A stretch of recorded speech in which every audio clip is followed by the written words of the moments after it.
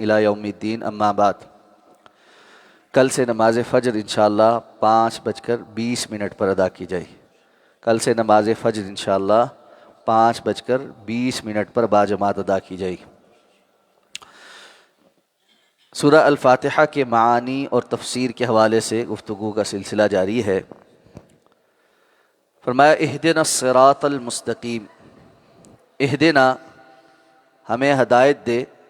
अस्सिरात रास्ते की, अल-मुस्तकीम जो सीधा है। गुज़श्ता आयत में अल्लाह रब्बुल इज़्ज़त ने जो सिखलाया वो ये था कि इय्याका नअबुदु व इय्याका नस्तईन, हम आप ही की इबादत करते हैं और आप ही से मदद चाहते हैं। अब सवाल ये पैदा होता है कि किस चीज़ के हवाले से मदद चाहिए। तो इंसान को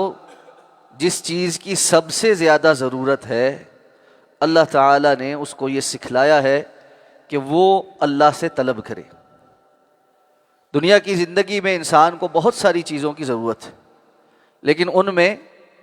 सबसे अहमियत की हामिल चीज़ वो हदायत, सिरात मुस्तकीम की हदायत, सीधे रास्ते का पता चल जाना और उस पे चलने की तौफीक मिल जाना, ये सबसे कीमती नेमत है। इसलिए अल्लाह ताला ने पूरे कुरान मजीद के खुलासा के तौर पर जिस सूरत को नाजिल फरमाया है, तो उसका निचोड़ ये है कि इंसान अल्लाह ताला से सिरात मुस्तकीम का सवाल करे, हदायत का सवाल करे। रसूलुल्लाह सल्लल्लाहु अलैहि वसल्लम का फरमान है कि आपने फरमाया कि दुनिया की अल्लाह के यहाँ कोई अहमियत नहीं, इसलिए अल्लाह उसको भी देता है जो उसको तलब करता है और उसे भी देता है जो वो तलब नहीं करता। लेकिन हदायत की अल्लाह के यहाँ बड़ी अहमियत है, इसकी बड़ी कदर व मंजिलत है। और हदायत अल्लाह उसी को अता फरमाते हैं जो अल्लाह से इसका सवाल करता है और अल्लाह से मांगता है, और उसके मांगने में इखलास होना चाहिए, तलब करने में इखलास होना चाहिए। दुनिया के अंदर उसूल क्या है, कोई कीमती चीज़ हो हमसे आकर कोई मांगे तो हम इसलिए नहीं देते कि ये निकम्मा है या इसके अंदर उसको संभालने की सलाहियत नहीं। तो जिसमें सलाहियत होती है और जो उसके लिए खुलूस रखता है उसको वो कीमती चीज़ दी जाती। तो अल्लाह रब्बुल इज़्ज़त के यहाँ भी हदायत बड़ी कीमती है और ये उसको मिलती है जो पूरे खुलूस के साथ अल्लाह से इसको तलब करता है। अब ये हमें हदायत दे, हदायत दो तरह से है। एक हदायत होती है कि इंसान किसी को नरमी के साथ कोई बात समझा दे, उसकी तरफ रहनुमाई कर दे। ये मखलूक भी कर सकती है, जिस तरह के कुरान मजीद में अल्लाह ताला ने फरमाया कि व इन्नका लतहदी इला सिरातिम मुस्तकीम, अल्लाह के रसूल आप सिरात मुस्तकीम की जानिब हदायत देते हैं, आप रहनुमाई करते हैं,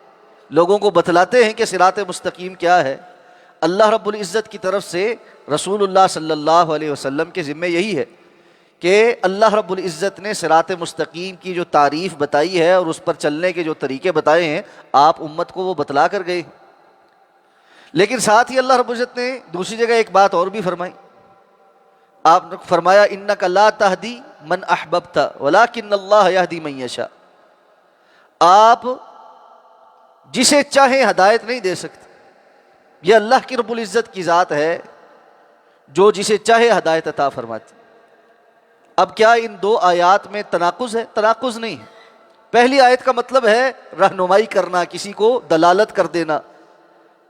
किसी को रुख समझा देना, और दूसरी आयत का माना यह है हदायत पर चलने की तौफीक अता फरमाना, हदायत पर चला देना, हदायत के रस्ते के ऊपर गामजन कर देना। अल्लाह रब्बुल इज़्ज़त की ज़ात है जो तौफीक अता फरमाने वाली है, हदायत के रस्ते पर चला देने पर कादिर है। बाकी अल्लाह के सिवा किसी और की का ये इख्तियार नहीं है कि वो जिसे चाहे हदायत अता फरमाए। यही वजह है रसूलुल्लाह सल्लल्लाहु अलैहि वसल्लम की बड़ी ख्वाहिश थी कि चचा ईमान ले आए, लेकिन आखिरी दम तक वो ईमान नहीं लाए। कितने ही और लोगों के लिए, बल्कि हर उम्मती के लिए अल्लाह के रसूल की ख्वाहिश थी कि जो अल्लाह का पैगाम सुने वो ईमान ले आए, लेकिन लोग बहुत सारे ईमान नहीं लाए। और अल्लाह रब्बुल इज़्ज़त ने आपको तसल्ली भी दी कि आप जो लोग ईमान नहीं ला रहे उनके गम में इस तरह घुलने लगे हैं कि जैसे कि اپنی جان ہی آپ جو ہے وہ نکال دیں گے اس بات پر کہ لوگ ایمان نہیں لا رہے۔ تو اس لیے ہدایت پر چلا دینا، اس کی توفیق دینا، اس پر گامزن کر دینا، یہ اللہ رب العزت کا اختیار ہے۔ اور یہاں پر جو ہدایت مراد ہے وہ یہی والی مراد ہے کہ اللہ ہمیں سیدھے رستے پر چلا دے، ہمیں اس کی توفیق عطا فرما دے، ہمارے رستے متعین کر دے۔ جیسے کہ رسول اللہ صلی اللہ علیہ وسلم دعاؤں میں یہ طلب کیا کرتے تھے، اللہم وفقنا لما تحب وترضى واستعملنا لما تحب وترضى وخذ بناصیتنا الی البر والتقوى ومن العمل ما ترضى۔ یا اللہ ہمیں توفیق عطا فرما دے اس کام کی جس سے آپ راضی ہو جائیں، اور ہمیں ہماری پیشانیوں سے پکڑ کر اس رستے پر لگا دیں، خذ بناصیتنا الی البر والتقوى، نیکی اور تقوی کی کام پر، ایسے جیسے کسی معمور جانور کو انسان ایسے اس کے نکیل سے یا ماتھے سے پکڑ کر کسی رستے کے اوپر چھوڑ دیتا ہے، بالکل اس طرح یا اللہ ہمیں ہماری پیشانیوں سے پکڑ کر اس صراط مستقیم کے اوپر چلا دینا، کہ جب کوئی بڑا کسی رستے کے اوپر لگا دے تو بہت مرتبہ ایسا ہوتا ہے چھوٹا جو ہوتا ہے اس کو سمجھ نہیں ہوتی کہ یہ رستہ ہی ٹھیک کامیابی کا رستہ ہے، لیکن بڑے اس کو فورس کر کے اس طرف لگا دیتے ہیں، اور بعد میں جا کر اس کو پتہ چلتا ہے کہ یہی خیر کا معاملہ تھا۔ تو انسان بہت مرتبہ اپنے لیے کسی اور رستے کو چن رہا ہوتا ہے، لیکن اللہ کے فیصلے غالب ہو جاتے ہیں، اور وہ دعاؤں کا نتیجہ ہوتا ہے، اور اس کے بعد وقت کے ساتھ اس کو سمجھ آتی ہے کہ ہاں اللہ نے مجھے جس طرف لگایا یہی بہترین تھا، اور اللہ رب العزت کے فیصلے ہی سب سے اچھے تھے میرے حق میں۔ تو اہدنا الصراط المستقیم، یا اللہ ہمیں صراط مستقیم پر چلا دے۔ اب یہ صراط مستقیم کیا ہے؟ سیدھا رستہ کون سا ہے؟ قرآن مجید میں اللہ رب العزت نے فرمایا قل اننی ہدانی ربی الی صراط مستقیم دینا قیما ملت ابراہیم حنیفا وما کان من المشرکین ان صلاتی ونسکی ومحیای ومماتی للہ رب العالمین لا شریک لہ وبذلک امرت وانا من المسلمین وانا اول المسلمین۔ تو اللہ کے رسول کو کہا گیا آپ یہ بات کہیں، قل اننی ہدانی ربی الی صراط مستقیم، اللہ کے رسول آپ کہیے یقیناً میرے رب نے مجھے صراط مستقیم کی طرف ہدایت دے دی ہے، اور وہ صراط مستقیم کیا ہے؟ دینا قیما ملت ابراہیم حنیفا، یہ دین ہے جو بڑی ہی بہترین اصول اور ضابطے والا ہے، جو ابراہیم علیہ السلام کی ملت کی آگے جو ہے وہ کنٹینیویشن ہے، استمرار ہے، کہ جس پر چلنے کا اللہ نے حکم دیا ہے، اور اس کے نتیجے میں میرا جینا، میرا مرنا، میری عبادتیں، میری ہر چیز، میری قربانی اللہ رب العزت کے لیے ہے، اور مجھے اسی بات کا حکم دیا گیا ہے کہ میں اللہ کے سامنے سر تسلیم خم کرنے والوں میں سے ہوں۔ تو یہ ہے صراط مستقیم۔ رسول اللہ صلی اللہ علیہ وسلم نے اس کو ایک حدیث کے اندر واضح بھی کیا ہے۔ آپ صلی اللہ علیہ وسلم نے فرمایا کہ صراط مستقیم کی مثال ایسی ہی ہے جیسے دو دیواریں ہوں، ایسے سیدھی دو دیواریں، اور آپ نے فرمایا ان دونوں دیواروں کے دائیں اور بائیں مختلف دروازے ہیں، اور ان دروازوں کے اوپر پردے پڑے ہوئے ہیں، دروازے کھلے ہیں اور ان کے آگے پردے ہیں، اور ان دو دیواروں کے شروع میں بھی ایک بلانے والا ہے جو کہتا ہے کہ اس رستے پر چل پڑو، اور جب بندہ اس رستے پر چلنے لگتا ہے تو جن دروازوں پر پردے ہیں ان دروازوں کی طرف جب وہ جانے لگتا ہے تو اوپر سے ایک پکارنے والا ہے جو اوپر بیٹھا ہوا ہے، یعنی دونوں دیواروں کی داخلی دروازے سے آگے جو اگلی والی سائڈ ہے وہاں پر بھی ایک پکارنے والا ہے، وہ اس کو پکار لگاتا کہتا ہے ان دروازوں کی طرف نہ جانا، اگر تم نے یہاں جھانکا تو ادھر پڑ چلے جاؤ گے اور اس سیدھے رستے سے گمراہ ہو جاؤ گے۔ تو آپ صلی اللہ علیہ وسلم نے فرمایا یہ جو سیدھا رستہ ہے یہ اللہ کے دین اسلام کا راستہ ہے، یہ جو دو دیواریں ہیں آپ نے فرمایا یہ اللہ رب العزت کی قائم کردہ حدود ہیں، قائم کردہ حدود ہیں، اور یہ جو دروازے ہیں یہ حرام کی جانب جانے والے ان حدود سے باہر نکلنے والے دروازے ہیں، اور جو دروازے کے شروع میں بلانے والا ہے یہ اللہ کی کتاب ہے جو انسان کو اللہ کے اس رستے اور دین کی طرف بلاتی ہے، اور جب یہ اس رستے پر چلنے لگتا ہے اگر یہ اس حدود کو پار کرنے لگے تو وہ جو اوپر سے آواز لگانے والا ہے یہ ہر مسلمان کے دل کے اندر وہ آواز ہے جو اللہ نے پیدا کی ہے، جو ہر ایک مسلمان کے اندر موجود ہے، جو اس کو سمجھاتی ہے یہ غلط کام نہ کر، یہ کام غلط ہے۔ اور ہم سب جانتے ہیں کہ ہم جہاں کہیں بھی اس رستے سے پھسل رہے ہوتے ہیں اندر سے ایک آواز آ رہی ہوتی کہ یہ غلط ہے، یہ غلط ہے۔ اور رسول اللہ صلی اللہ علیہ وسلم کی دوسری حدیث کہ آپ نے سے پوچھا کیا نیکی کیا ہے اور گناہ کیا ہے، تو آپ نے فرمایا الاسم ما حاک فی نفسک، گناہ وہ ہے جو تمہارے دل میں چبھتا ہے، تمہارے اندر کھٹکا پیدا ہوتا ہے اس کو کرتے ہوئے، اور تم ناپسند کرتے ہو کہ وہ لوگوں کے سامنے ظاہر ہو جائے۔ یعنی انسان چاہتا ہے کہ یہ بات لوگوں کو نہ پتہ چلے، تو اگر اس کو سمجھ نہیں آ رہی کہ میں کوئی کام غلط کر رہا ہوں، یعنی یہ جائز ہے ناجائز ہے، اتنا ہی ٹیسٹ کافی ہے کہ کرتے ہوئے دل مطمئن نہیں ہوگا، اور دوسرا وہ چاہے گا لوگوں کو نہ پتہ لگے میں نے یہ کام کیا ہے۔ تو یہ صراط مستقیم ہے، یہ صراط مستقیم ہے جو اللہ کا دین ہے، جو اسلام ہے، اور جس کی طرف رسول اللہ صلی اللہ علیہ وسلم کو بھی ہدایت کی گئی، اور جس کی دعوت اللہ کے رسول صلی اللہ علیہ وسلم نے دی ہے۔ آگے چل کے مزید وضاحت بھی کی کہ ان لوگوں کا رستہ جن پر انعام ہو، اس کی تفصیل انشاءاللہ اگلی آیت میں پڑھیں گے انشاءاللہ۔ تو اہدنا الصراط المستقیم، اے اللہ ہمیں ہدایت عطا فرما صراط مستقیم کی، سیدھے رستے کی، سیدھے رستے۔ یہاں یہ بات بھی سمجھ آ جانی چاہیے کہ رستہ جو سیدھا ہے نا وہ ایک ہی ہے، وہ ایک ہی ہے، وہ 2 4 6 8 نہیں، وہ 2 4 6 8 نہیں ہے، یہ رستہ سیدھا ہے۔ اور دوسری جگہ قرآن نے کہا کہ اللہ کے رسول آپ کہیے قل ھذہ سبیلی ادعو الی اللہ علی بصیرۃ انا ومن اتبعنی، اللہ کے رسول آپ کہیے یہ میرا رستہ ہے،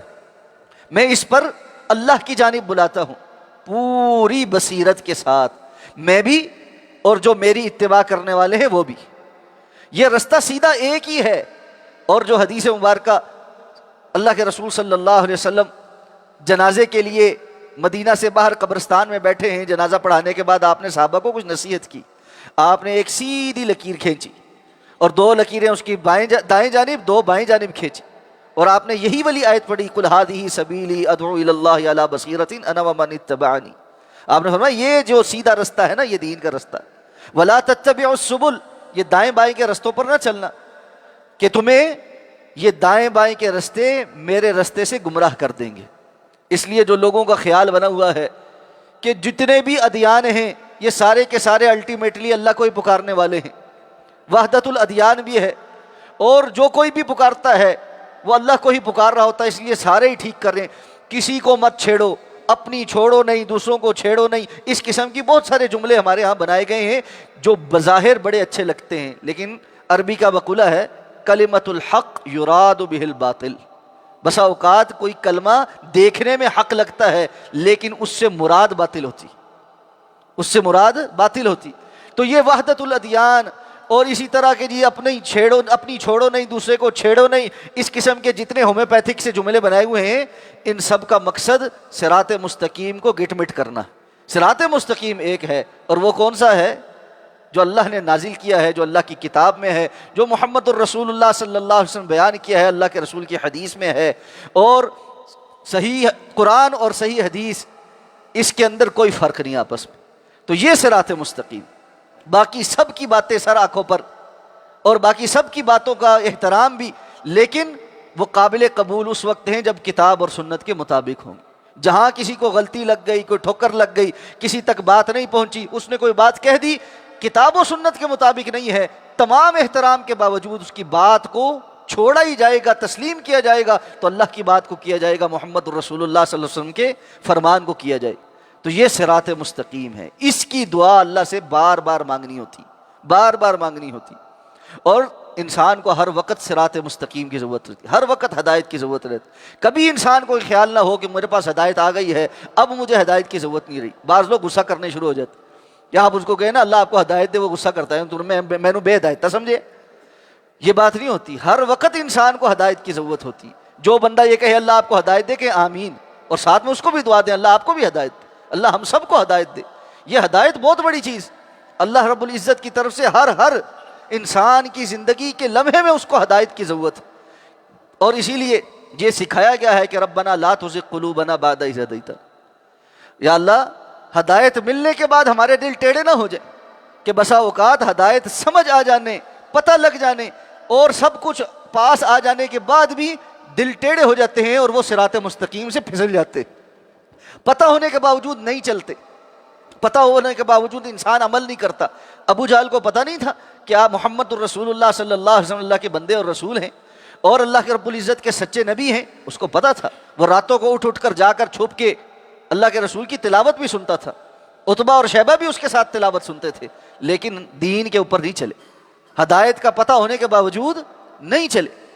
اس لیے یہ مستقل دعا ہے کہ انسان ہدایت طلب بھی کرے، اس پر استقامت بھی مانگے، اور اس بات سے پناہ بھی مانگے کہ ہدایت کا پتہ لگنے اور ملنے کے بعد کوئی ایسا لمحہ آ جائے کہ انسان کے کسی کرتوت اور بدعملی کی وجہ سے اس سے ہدایت چھن جائے، والعیاذ باللہ۔ اللہ مرتے دم تک، آخری سانس تک، اپنے پاس پیش ہونے تک ہدایت کے اوپر